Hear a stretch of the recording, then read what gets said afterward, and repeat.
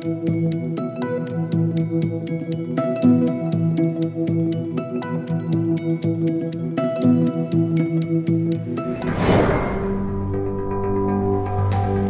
emision mundësohet nga ISP Broadcast.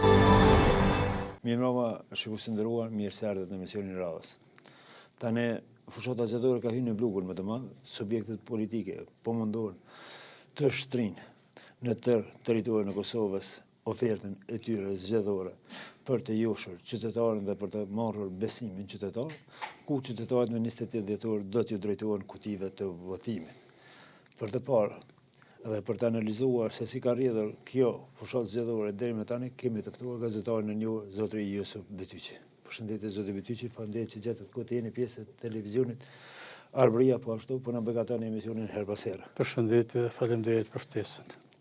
Si e keni parë fushatën zgjedhore deri më tani, na kanë mbetur edhe pak ditë derisa qytetari do t'ju drejtohet kutive të votimit. Fushat pas fushate, me që ky vit ishte vërtet viti i fushatave dhe i zgjedhjeve të shumta, qofshin ato të përgjithshme të 9 shkurtit të këtij fillim viti, pastaj edhe zgjedhjet lokale, prandaj u deshën shumë fushata.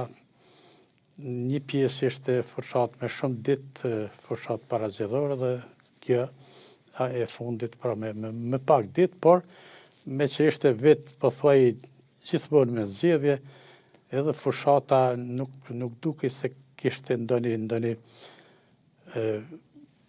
problematik që do të mund të fokusoheshin ato çështje që janë për të potencuar.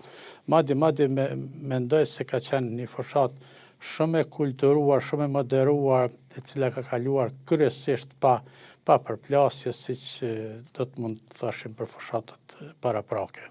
Apo duket një lodhje edhe subjekteve politike për faktin që ndoshta katër herë që ka qenë proceset zgjedhore duken edhe në retorikat e tyre, edhe në aktivitetet e tyre, nuk shohim një frymë apo një retorikë dominuese të zjarrt nga gjitha subjektet politike. Absolutisht, vetë fakti se janë zhvilluar shumë fushata, edhe zgjedhjet nacionale, edhe zgjedhjet lokale, prandaj s'duket diçka interesante apo atraktive madje, edhe në fillim para 2 apo 3 javësh kur isha e pa ta thënë se nuk ka ndonjë risi, nuk ka ndonjë freski që do të mund të potencohej.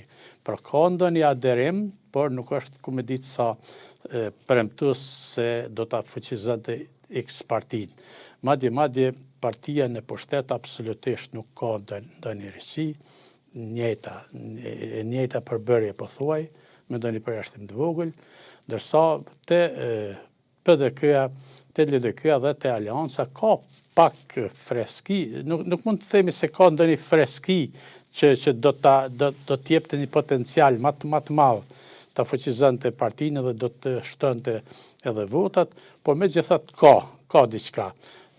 Përjashtë pra në 2 apo 3 individ, të cilët nuk kanë qenë asnjëherë pjesë e garës, pra siç është rasti me Ermal Sadikun në LDK, që është një potencial, një kuadër i fortë i IT-s, pra atyre programeve që Kosova ka nevojë për si programeri dhe si kuadri, pastaj ai Desku edhe generali Gzim Hazrolli që besoj se edhe fushata e tij duket se është goxha një zgjim që do të mund ta trazoj votën jo vetëm në Malishevën tonë, por edhe në qytete të tjera.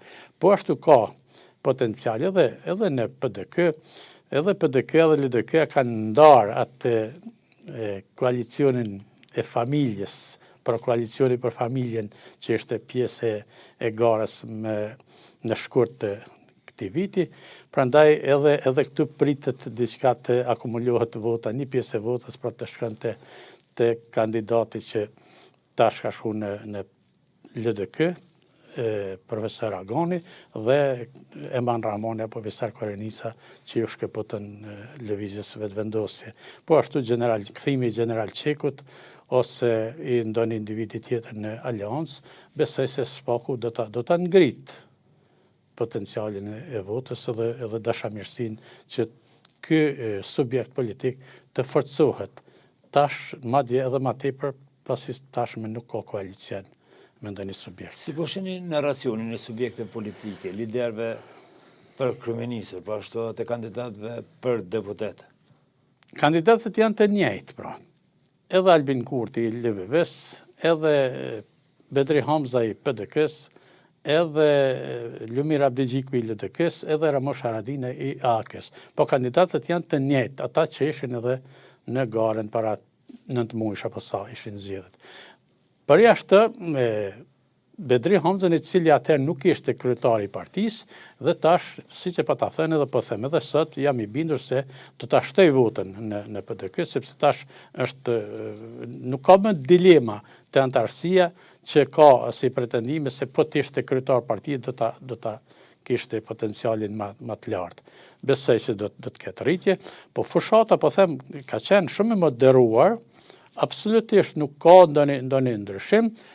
Krejt janë me fakte, prezantimet e programeve të tyre zgjedhore janë krejt me fakte, duke kritikuar me argumente të plota lëvizjen vetëvendose, e cila për afër 5 vjet të qeverisjes ka dështime në realizimin e prioriteteve apo premtimeve që i ka dhënë të shumta gjatë fushatave zgjedhore. Mendoj që nuk ka pasur përplasje mes subjekteve politike. Po bëhet me qëllim kjo për të joshur, për të dalë para opinionit, para qytetarit, sa më të sjellshëm, sa më etik. Kam bindje se një pjesë e qytetarëve konsiderojnë se çdo përplasje apo çdo akuzë, sa më shumë që bëhet, po e forcon X kandidat, në këtë rast lëvizjen vetëvendose apo Albin Kurtin. Edhe pse dorën zemër Albin Kurti është ai që ka qeverisë në këto 5 vjet dhe gjitha dëmët që i ka shkaktuar në këtë qeverisje, me ato afera, me ato skandale, me gjitha ato probleme, qofshin ato në kuadër të shtetit Kosovës, qofshin problemet me aleatët ta ndërkombëtar, pra do duhej, por megjithatë si duket në këtë pjesë, pas dështimit të konstituimit të qeverisë, me zgjedhjet e nëntëshkurtit, si duket janë të interesuar subjektet politike të mbesin pak më të qeta që t'i lënë rrugë mundësisë së krijimit të ndonjë koalicioni eventual. Unë me të dyja subjektet kryesore të ish opozitës sa kam pas kontakte, janë të bindur se qeveria tash do të ndërtohet. Madje ata janë të sigurt se qeveria e ardhshme do të ndërtohet nga ish opozita. Konkretisht nga PDK ose nga LDK do të drejtohet qeveria. Mirë po, në anën tjetër, ka biseda, ka spekullime se të dy partit janë madje të gatshme që të bëjnë koalicion, ta udhëheqin qeverinë, por të shtinë në pjesëmarrje edhe LVV-n, pra respektivisht vetë Kurtin në garen për presidentët, cila pritet apo kandidaturët cila pritet të sjellë mjaft probleme në marsin e vitit të ardhshëm. Zoti Dyqi, edhe në këto zgjedhje duket në rendin e dytë oferta zgjedhore, programet zgjedhore nga subjektet politike, së pako nga ajo që po shohim në për të bime të hapura me qytetarët, zakonisht narracioni i tyre është jo e kalura ose shkojnë edhe më tej, edhe shumë pak, apo fokusohen në programin zgjedhore. A do të thotë që ende qytetari i Kosovës nuk po pranon programet zgjedhore, vetëm po dën retorika? Fatkeqësisht, edhe këtu zgjedhje po se po shihet nga jo vetëm nga ajo që kemi po deri më tash, po dhe në këto momente që po flasim, edhe këto ditë që po zhvillohen ditët e fundit të kësaj fushate, njerëzit po thuaj pak përqindje e vogël janë të interesuar të shohin programa, si që thash, për shembull pjesë të programit të IT-s, cilën e prezanton kandidati Ermal Sadiku, i cili s'ka qenë asnjëherë në kuadër të ndonjë partie politike. Dhe tash njerëzit po t'ishin të interesuar t'i besonin programeve, do të ndryshonte vota. Gjithsesi do të ndryshonte vota dhe atë në favor të atyre partive që kanë dëshmuar jo vetë themelimin, ndërtimin e shtetit edhe të institucioneve, po gjitha ato rezultate do t'i atribueshin atyre që vërtet përjashton ndonjë gabim që kanë bërë gjatë qeverisjeve të pas luftës, kanë arritur edhe shumë rezultate të mëdha, janë të prekshme të gjitha.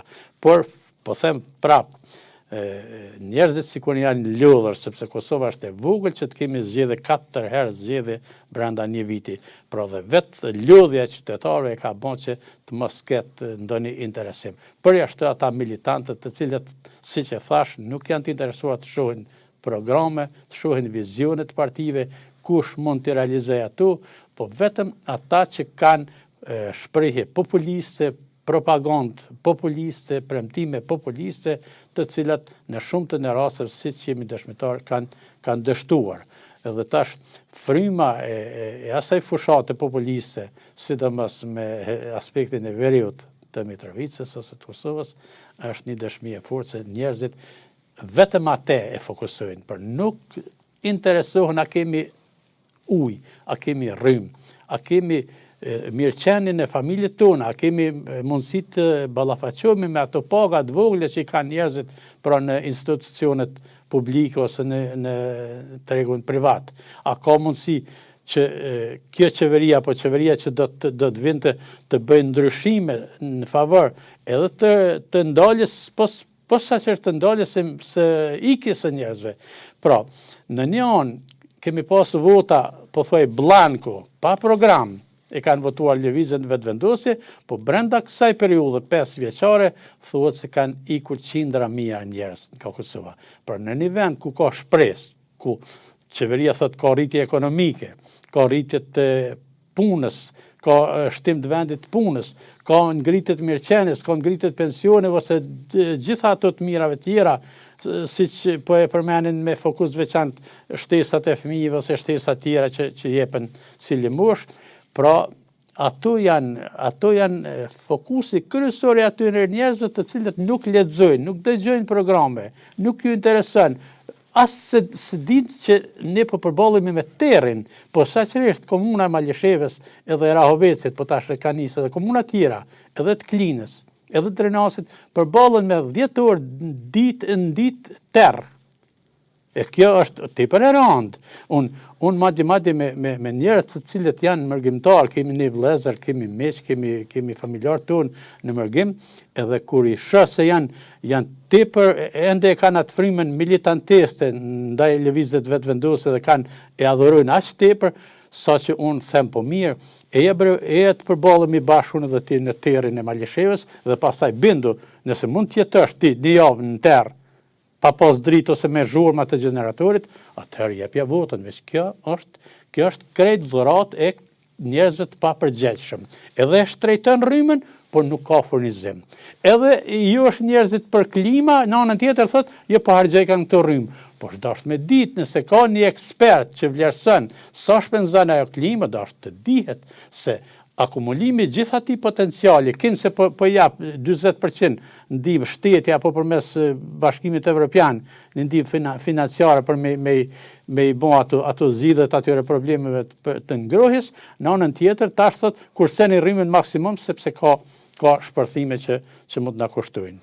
Zoti Bityqi, a duhet një qytetari aktive që mban përgjegjës çdo lider të subjekte apo çdo subjekt politik për atë që thot në fushatën zgjedhore? Sa po shoh deri më tash, përjashtë raste të rralla, njerëzit sikur nuk kanë gojë, heshtin, madje edhe po t'ua kritikon ish opozita ose ne si gazetar t'ua kritikojmë liderin ose kryeministin ose ex-ministrat për të lashët që i kanë shkaktu këtij populli, ata vetë të sulmojnë, ata me gjuhën e tyre, të cilën absolutisht nuk e kursejnë, edhe me akuza nga ma të ndryshmet, i sulmojnë posaçërisht mediat, po gjithë se cilin njeri që ka mendim tjetër kundrejt Albin Kurtit ose lëvizjes vetëvendose. Por nuk ka këtu moderim, absolutisht, as nuk ka fakte për me ta mohu, edhe me kërku përgjegjësia e tij, se nuk i kërkon njeri i gjallë deri më sot nuk po del. Ata që janë shkëput për lëvizjes vetëvendose që është tjetër, po them në momentin 5 vjet qeverisje, një njeri nuk del edhe me thonë kjo qeveri më bëri të zhgënjehem, sepse premtimet e tyre ishin të ndryshme. Ajo problemi i bashkimit kombëtar, i projektit të tyre afatgjate, atyre gjuajtjeve me gure, me molotove, gjitha të probleme jo kundër asociacionet të tjera, i kanë harruar, po tash janë çështja është te Veriu, se kinse ky njeri e bëri Mitrovicën apo Veriun e bëri me sovranitet. Pa e përmendur kontributin e atyre të tjerëve të cilët mas pari kanë shliru me luftë, pastaj me alat e kanë ndërtuat institucion të pavarur edhe doganën, edhe kemi dëshmor, edhe në 2011 në Mitrovicë, pikrisht për shkak të vendosjes së pikave kufitare. Pra ata harrojnë gjithçka që është ndërtu, por e konsiderojnë rezultat vetëm këte 5 vjeçar të tashëm. Tani, realisht, në shtetet normale dhe demokratike, partitë të cilat qeverisin, shpalosin punën e tyre. Dhe ashtu ofrojnë program për mandatën e ri, ndërsa partitë opozitare i vënë në shesh në ngecjet e qeverisjes. A kanë mundur partitë opozitare të mbajnë tema aktuale në fushatën zgjedhore të cilat ka pasur ngecje qeveria Kurti, apo ka bërë lojë taktike politike zoti Kurti, që shpeshherë gjëra dhe tema të ndryshme kanë ikur. Vazhdimisht kjo ka ndodhur. Pra pikërisht në momentin kur është dashur të trajtohet një çështje e cila mas shumti na ka preokupuar si qytetar, pra ngecja për shembull në projektin e sigurimit të ujit pishëm për shembull, sepse gjatë gjithë verës, edhe në Vjesht, qytetarët në shumë komuna të Kosovës janë përballë me mungesë të ujit. Edhe mungesa e rrymës, jo veç tash dimrit, por edhe gjatë verës, qytetarët kur kanë ardhur prej, edhe mërgjimtarët kur kanë ardhur në pushime, janë ballafaquar me mungesë të rrymës.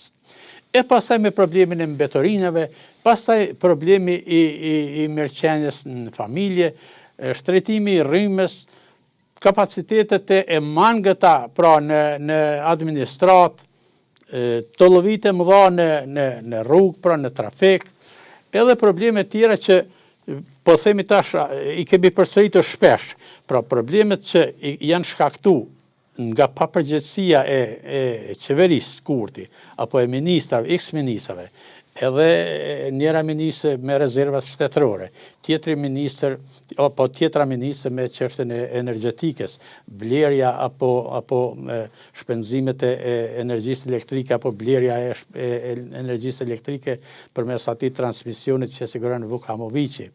Gjitha ato afera, nesërmën e ka shkaktuar një problem në veri, kryeministri Kurti apo ministri Sveqa, edhe njerëzit e kanë harruar atë problem. Nuk është tem ajo ai problem, po del tash problemi i Veriut. Edhe problemi i Veriut sikur ka mbet, po themi, një vagon i problemit të zgjidhjes së çështjes së Kosovës. Ne e dim se problemi i dialogut në Kosovë as nuk ka nis me Albin Kurtin, as nuk ka përfunduar. Por ka nis me gjitha qeveritë, e ka vazhdu edhe ky, i cili madje pati thënë se nuk do të hynë dialog pa kërku falje Serbia. Po e bëre atë, e vazhdoi atë dialog madje, edhe atëherë kur nuk kishte legjitimitet.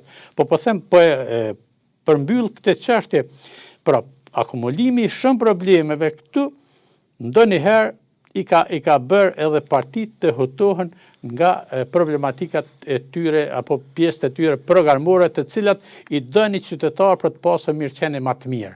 Dhe tash në këtë fushat çka po shoh? Kryesorën po e shoh, pikat kryesore të tyre po e shoh sepse ky po jep premtime dhe po realizon shtesa për kategori të ndryshme pikërisht në fushat. Dhe tash këta s'kan parë në dorë momentalisht, sepse s'janë qeveri, po premtojnë se nëse vinë qeveri, do t'i rrisin pensionet, do t'i rrisin pagat, dikush 50%, dikush 150%. Sa janë serioze dhe të realizueshme këto premtime të subjektet politike që po ndodhen në fushatën zgjedhore? Edhe mund të realizohen, sidomos kam parasysh kandidatët e PDK-s dhe të LDK-s janë të dytë janë kuadro ekonomist. So kanë vështirësi? Kanë mundësi. Në pasqyrimet e tyre, në mediat e ndryshme, unë i kam përcjell me shumë vëmendje, edhe Bedri Hamzën, edhe Lumira Abdixhikun, edhe krijohet përshtypja se mund t'i realizojnë. Ata I kanë kanalet nga grumbullohen mjetet, madje edhe duke I favorizuar pastaj bizneset apo heqjen e taksave në forma të ndryshme që qytetarit mos lodhet, sepse kanë prezantuar kanale të tjera nga grumbullohen të hyrat për mirëqenim atë madhe të Kosovës. Pra, besoj, nëse jo 100%, bile diku 80% mund të realizohen ato premtime. Nërsa ai që ka ende kuletën në dorë, edhe pas mandatit, ai veç po ndan. Ndonjëherë thot s'ka pare, s'ka buxhet, se s'është bërë atu buxheti as për Prishtinën, as për Gjilanin, as për RTK-n, në anën tjetër po I gjen mjetet. Tash po I gjen mjetet. Madje I ka gjetur mjetet edhe për dhurata të tjera apo lëmosha të tjera që po jep kategorive të veçanta. Një nga temat të cilat është diskutuar shumë e gjatë lidhur me përgjegjësinë e shkuarës, kush e merr përgjegjësinë e shkuarës në zgjedhje për së dyti herë pa u formu institucionet. Sa mund të ketë ndryshim kjo shkurje apo ndëshkim kjo shkurje për herë të dytë? A ka mundur të evidenton qytetari I Republikës Kosovës kush është përgjegjësi për shkurjen edhe një herë në zgjedhje mos krijimin e institucioneve? Një pjesë shumë e vogël, një përqindje shumë e vogël e njerëzve e kanë kuptu. Madje edhe po them ish opozitës, ndërsa e pozitës vazhdimisht I fajson partitë e ish opozitës. Pra, përjashtë ndonjë kuadër I cili nuk ka qenë pjesë e kabinetit qeveritar të Kurtit, por ka qenë si analist ose përkras prej fillimit të mandatit në shkurt të vitit 21, e deri në 3-4 vitet e qeverisës ka qenë përkrahës I plak, po sot ai kritikon me bazë dështimet e kësaj qeverisje, por janë të rrallë ata. Ata madje tash I adhurojnë X personalitetet të partive të ish opozitës, siç ishte rasti me debatin e mbrëmshëm të 4 nga përfaqësuesit kryesor të partive kryesore. Po ashtu edhe një temë e cila është diskutuar dhe është aktuale, e cila pritet të shihet në 28 dhjetor, është ardha Mërgatës. Pikërisht për festat e fundvitit dhe votimi I tyre. A do të ndikojnë në rezultat? Apo do të jetë në soza të normale, sepse është një pjesë e qytetarëve të Kosovës që shkojnë jashtë për pushime të familjarët e tyre të cilët nuk vinë. Edhe njëra edhe tjetra mund të ndodhin. Pjesë e madhe e vëllezërve tanë, familjarëve tanë pra e Mërgatës tashmë kanë arritur. Shihen të llovit kolonat e krijuara në rrugë të çdo qendre komunale, edhe besoj se spaku 80% e atyre do të jenë këtu për të pushuar me familjet e tyre dhe për të shfrytzuar rastin që të votojnë. Ndërsa 20% e atyre që kanë kushte më të mira, pra më të favorshme, edhe që nuk tashmë janë dëshgënyer në X partinë politike, qoftë edhe me partinë që ka udhëheq shtetin që këtu 5 vjet, pra ata janë më pak se sa ata që do të mbesin këtu me familje dhe do të votojnë. Por nuk besoj se do të ndryshoj shumë, sepse edhe lëvizja vetëvendose sikur e ka tepruar me këtë, duke menduar se vetëm ata I adhurojnë mërgjimtarët. Pra kemi dëshmi të qarta, posaçërisht në zgjedhjet e fundit, se jo LVV-a, po dikush tjetër nga partitë tjera kanë marrë vota më shumë nga mërgjimtarët. Edhe tash, edhe në këto zgjedhje besoj se mërgjimtarët do të jenë pak më racional që të votojnë më tepër aty ku vërtet te partitë të cilët vërtet kanë dëshmuar se dinë ta organizojnë shtetin dhe ta afrojnë krejt potencialin, duke përfshirë pra kuadrat e tyre që merren me biznes, për mërgjimtarët tanë që merren me biznes. Ka edhe PDK-ja, edhe LDK-ja, edhe Alianca ka njerëz në kuadër të listave zgjedhore si kandidat për deputet në mënyrë që t'i afrojnë dhe si dëshmi se edhe këta I duan mërgjimtarët. Jo vetëm lëvizja vetëvendose e cila I dën mërgjimtarët vetëm për t'u marrë votën dhe asgjë tjetër. Çfarë rezultati presni me 28 dhjetor?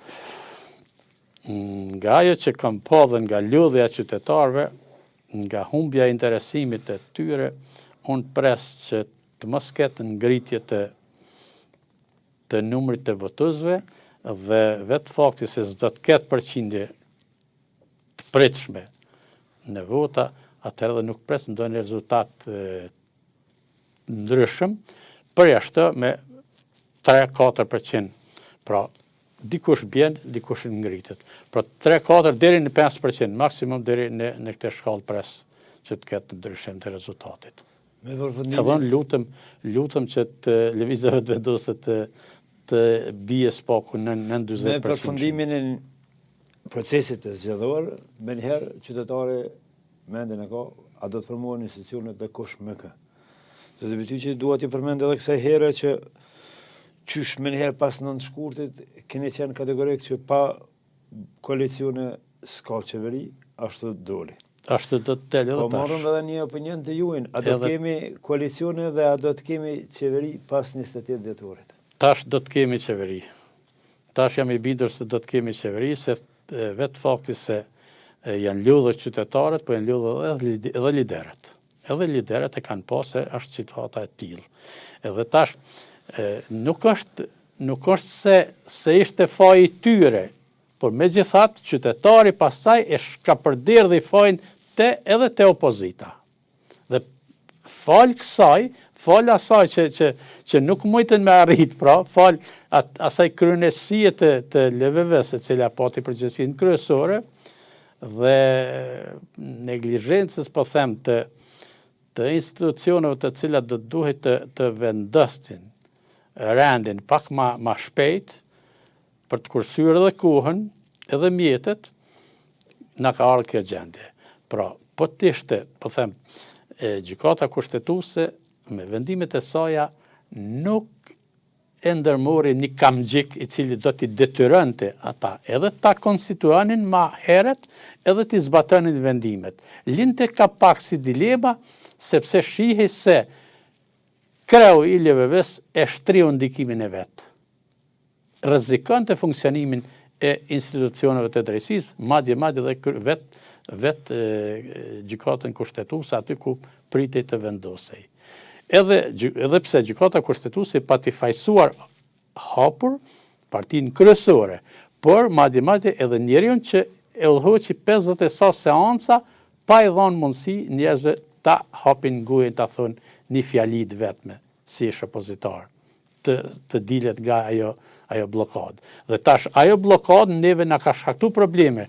Prandaj, kur e kemi parasysh gjitha ato probleme, edhe mungesa edhe rrezikimi i buxhetit në vitin e ardhshëm për institucionet tona të cilat mund të mos funksionojnë, ban që me këto zgjedhje do të del një qeveri. Uroj që kjo qeveri të ngritet vota për ish opozitën dhe të bëhet vetëm me ish opozitën. Po megjithatë nuk përjashtoj se do të ketë qeveri edhe bashkë me LVV-n. Zoti Bytyqi, mbetet të shihet, faleminderit për kohën dhe opinionin e dhënë. Gjithashtu faleminderit.